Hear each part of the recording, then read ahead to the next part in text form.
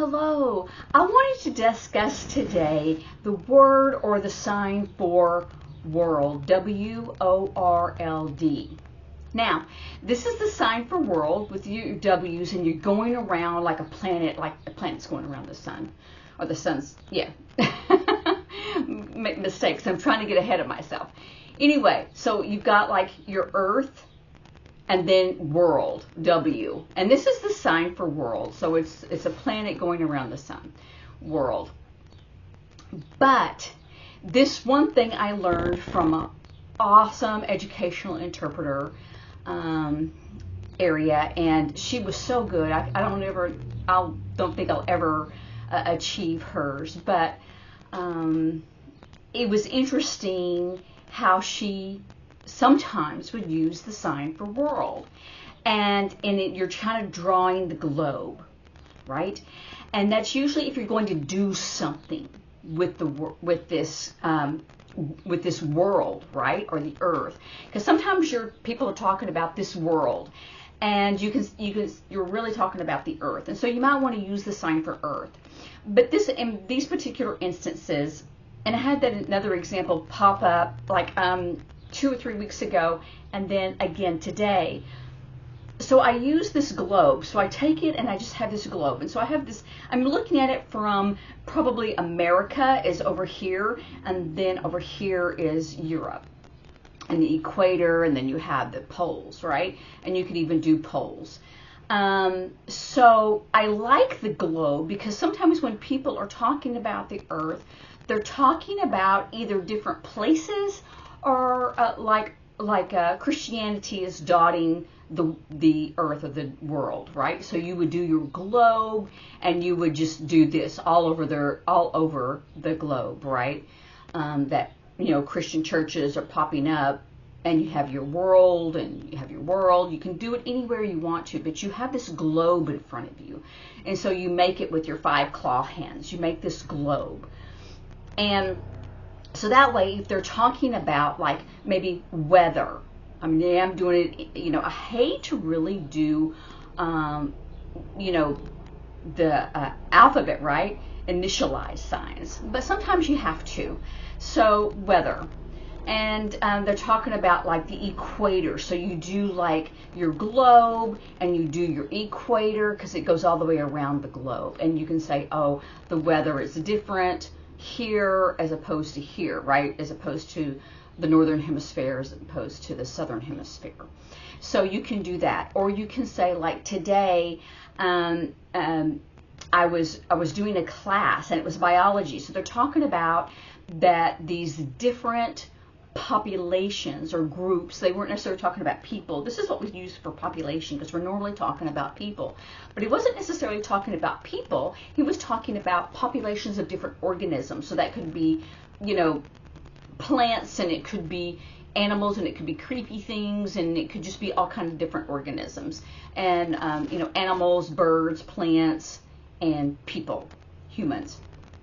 So he was saying that like when they dot the Earth, or they're only going to be in the southern, like you have your globe, and they're only going to be in the southern hemisphere. They're only going to be, in Africa, or they've moved from Africa, and they've moved to South America. But if you have your globe set up, then you can have Africa, then you can have South America here, and then they moved, and so you can move it back and forth. So I really like how this one interpreter who did, I think it was elementary school, and how she would set up this whole solar system, right? And she would have like the Earth. She would do Earth and then have this globe, and that way you can do it different, like the polar ice caps are here and here, right?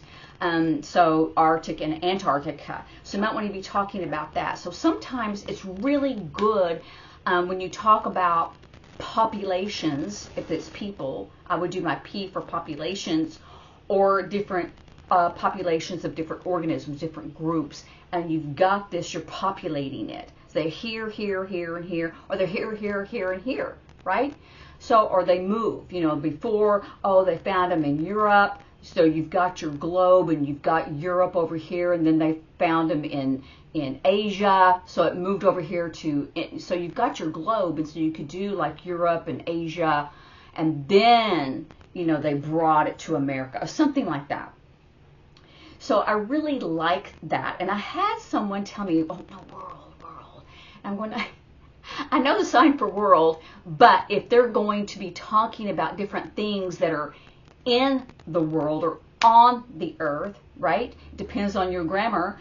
Then I'm going to set up I may say earth, or I may just say the globe, right? And you can do the countries, or you could do the different areas, the equator, the ice caps here, and the North Pole, the magnetic one, it's moving, right? So if you set it up first on your globe, then it's easier to move it around. Anyway, I just wanted to say that there's some different things that I wanted to kind of discuss about that, and so different signs, and it doesn't mean that it's right or wrong, but sometimes it's just easier, or it's more clear to see it. You go, oh, I see it. Like, because sometimes you don't have a globe, in front of you, but if you have that earth, and because you know where they are, you learned that in school, and so then you can see it more clear. And that's really the whole point, and that's really what makes sign language really exciting and fun, is because you can see it. You just kind of visualize what's going on, and so you go, oh, I know there's ice there, and they're saying it's breaking up, or it's melting, or whatever. So you get your globe, and you get your ice, and you put it here because they know it's on the poles. And you can even do, this is like bipolarism.